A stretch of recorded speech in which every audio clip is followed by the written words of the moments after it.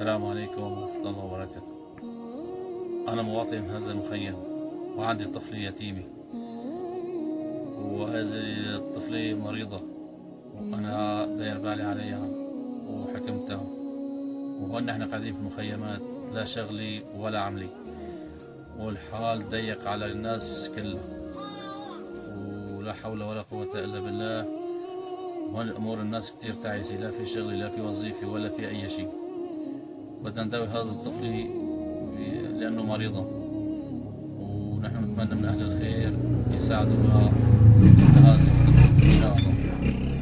الله يجزيكم الخير وبارك الله فيكم وفي اللي بعت هذا المبلغ لهذا الطفل يا رب، والله يجزيه الخير ويطول عمره ويشفيه ويخلي لأولاده ويفرحوا في أولاده ويطولنا عمره يا رب.